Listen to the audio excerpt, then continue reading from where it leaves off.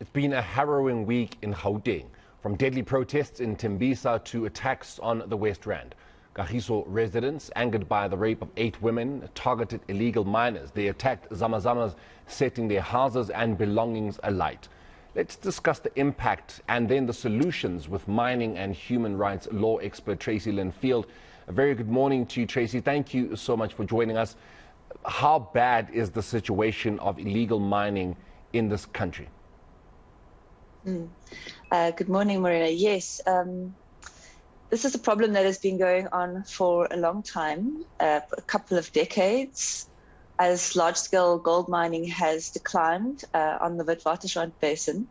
Artisanal mining, which is mining that uses very rudimentary tools, is it's throughout the country. There's sand mining, artisanal coal mining, but on the West Rand, on the Witwatersrand Basin, the estimates are there are tens of thousands. No one knows. I don't think anyone knows for sure how many miners are involved, but tens of thousands of miners are working the mineralized land in this basin.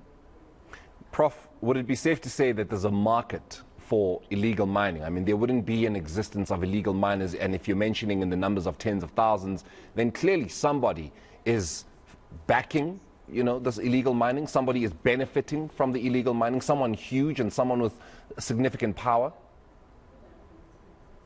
Absolutely. I don't think it's someone. It is known. There's been understanding for quite a while that there are criminal syndicates that drive the unregulated mining in this area.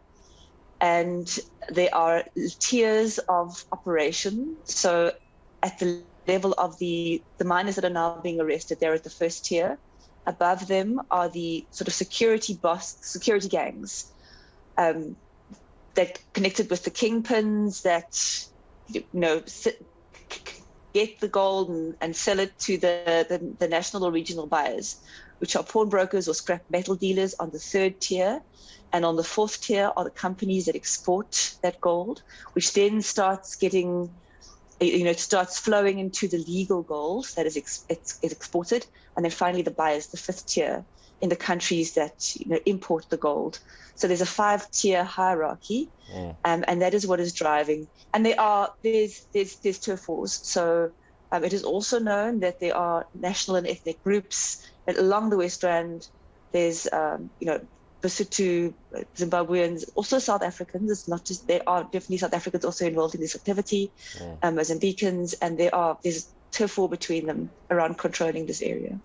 Is it perhaps just easier to have foreign nationals being those that are involved mostly in this? I mean, yes, it is perpetuating xenophobia, to make it seem as though it's just Basotho nationals, Zimbabwean nationals, Mozambican nationals.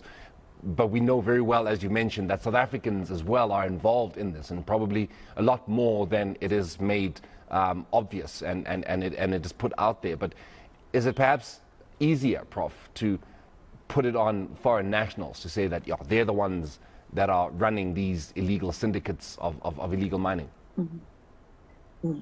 I think at the level of the artisanal miners, there's a lot of involvement of foreign nationals, but not at the levels above that.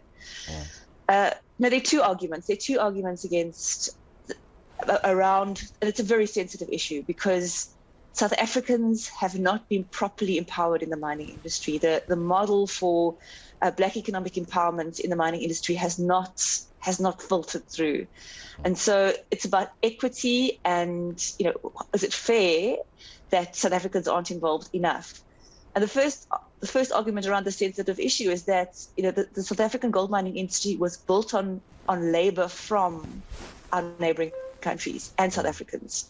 So now to completely exclude them, that's a question. And then the second issue is that the large-scale gold miners use labor from foreign countries. So, is it then equitable to completely exclude them from the artisanal mining industry? But the policy that we have from 2022 does reserve this artisanal mining industry for South Africans. We could speak of the issue itself at length, but there needs to at some point be a discussion of solutions. How then do we deal with the issue of artisanal mining? How then do we deal with the issue because it's also unsafe, Prof. It's these people are putting their lives at risk here, going down there using rudimentary tools to go mining for gold when there is no proper protection of them. So we're dealing with the fact that people are putting their lives at risk, but then there's also the matter of illegal mining that needs to be dealt with. So how then do we deal with it? Who do we speak to? Who do we bring in to make sure that we deal with this problem?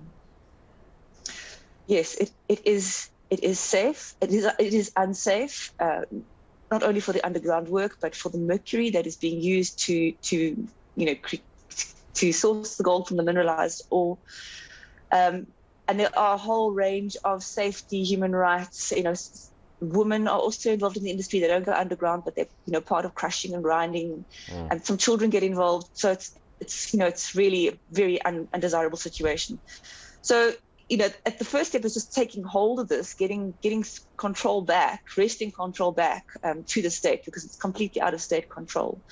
But then we need to engage, and there is an existing association, the National Association of Artisanal Miners. So I would say that that's the first point of engagement, that the government needs to engage with this association that's been calling for the formalization of this industry. So formalization involves providing some kind of financial and social supports, creating a different market. So we need to target the buyers of this illegal gold. Shift the market to greater state control. And then we need to open up the consultation process around policy, because there was a lot of unhappiness that the policy that was published in 2022 didn't take the comments that were submitted into account. So I think a broader consultation process, National Association of Artisanal Miners, the Minerals Council, the mining industry, civil society, and then looking at the not the police to control the Zama Zamas, but the market, which is not going to be easy.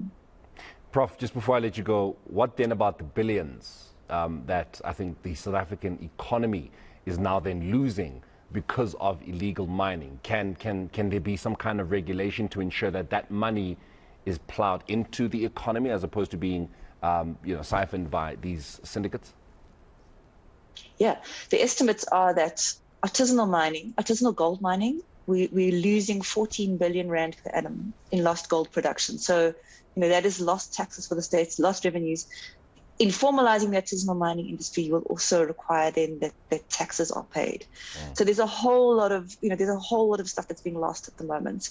The state needs to step in, take this in hand, and it's not going to be easy, but I think formalizing the industry is the way to go.